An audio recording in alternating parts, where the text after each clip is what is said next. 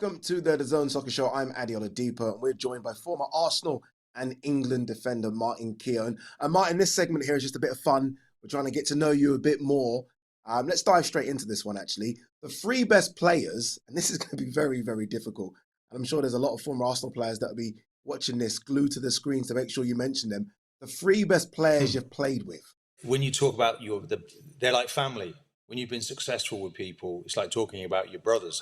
Which brother do you pick? That's your favourite. You know, I'm lucky I've got two brothers. I wouldn't want to pick between the two of them. I love them equally, and it's the same. But I've been blessed with players that, if you think of the Invincibles and the 2002 and 98 double winning teams. But in all of those teams was Patrick Vieira sitting in that midfield. I think he was the most wonderful Premier League midfield player we've seen. Roy Keane may argue about that, and it'd be always a good battle, but he has to be in my midfield, Patrick Vieira. And then I think to look above that, Dennis Bergkamp was an incredible link between the midfield and the front players, whether it was Ian Wright, who was another fantastic individual, Nicolas Anelka, but Thierry Henry just took it to another level. So I think the threesome of Vieira, Bergkamp and Henry, and literally I'd pass it to Patrick, who would pass it, to Vieira, who would pass to Patrick, who passed to Henry, who put it in the back of the net. They were just wonderful players. It was, I was giggling every time they went after the opposition. It was a joy and a pleasure to play with them. When you think of your three toughest opponents, again, you played in an era had some of the best strikers the Premier League's ever seen in it, right? The likes of Didier Drogba, Alan Shearer, internationally as well. Who's your three hardest opponents? Goodness, this is probably more difficult because I never really wanted to sort of stand on ceremony and think about the quality of what I was up against, because I wanted to sort of believe I was way better than anyone I was playing up against. So although I do remember playing for England against Brazil, I didn't last long in the game, broke my shoulder in the match. I took a really bad injury, but Ronaldo and Romario were playing up front together as a pair. Back in the day when two strikers were played, and honestly, it was like spinning tops. Like Ronaldo would run like the wind, and then he'd stop as if he had ABS brakes, and he's running in the other direction. And Romario, you could hardly see him. He was a small guy, low sense of gravity, and that took some working out. So those two together as a pair was quite magnificent. I did play against Henry at international level. Again, he's up there. Zidane was another one who was just on another level. So yeah, those front two for Brazil stands out in my mind as being really good players. In another episode, spoke about the North London derby and those big games. Talk to us about those games though against Manchester United. I almost feel like those are sort of the games that sold the Premier League to thousands of people, millions of people around the world. Quick word about those games against Manchester. Oh, it was I used to just draw off the dressing room I was in. I'd look around the dressing room, see the quality of the players, World Cup winners all around me.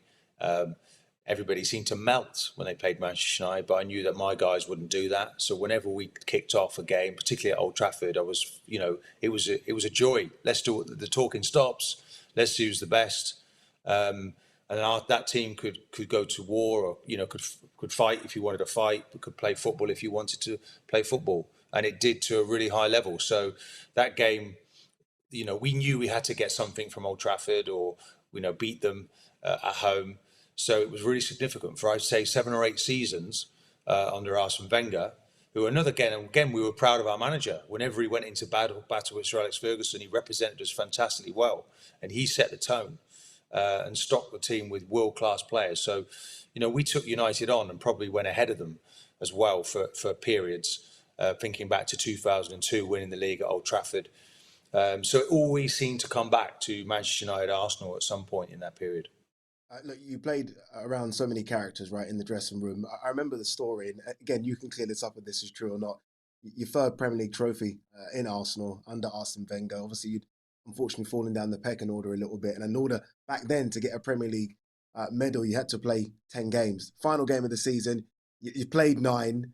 Arsene Wenger looks round and tells someone to warm up, and Ray pretends it's him that's being asked to warm up and come on instead of you. Talk to us about that. Is that true, by the way? Because sometimes parlour stories can go a bit left. Is that true? Did that really happen? Growing. Over the years, Ray's stories are growing arms and legs. But in my defence, in my defence, I was approaching my 38th birthday, so I kind of had Mm, to accept that I wasn't going to be playing, and I helped Kolo Toure really to take my place. What a wonderful player he was, and person, by the way, fantastic yeah. guy. Great to see him in the game now. Um, the manager had told me before the game, mine, absolutely, you're going to go on in this game. So Ray was having his little joke, and we both knew, me and the boss, but the boss was prone to being forgetful from time to time. So it was quite convincing when Ray sort of just burst past him after two subs had gone on, took his training top off. Right, I'm going on, Martin. There's an injury in midfield. And then I ran over to the gaffer and we had a little bit of banter. Put my hands around his throat and pretended I was strangling him, but it was, he didn't even know what was going on. The East stand knew exactly what was going on, so it was all a bit of good fun. And as my son said, once Freddie had lost his sting, out came Daddy on the wing. So I came on and played in a to finish off the day. So yeah, it was. But it was the end. I could feel it was the end of my career at Arsenal. I had a testimonial game just a couple of days later, and we had a get together, a dinner as well. And that's probably the last time that all of us have been in the same room together. We lost Antonio Reyes on a really sad note. A fantastic player, great man, great individual.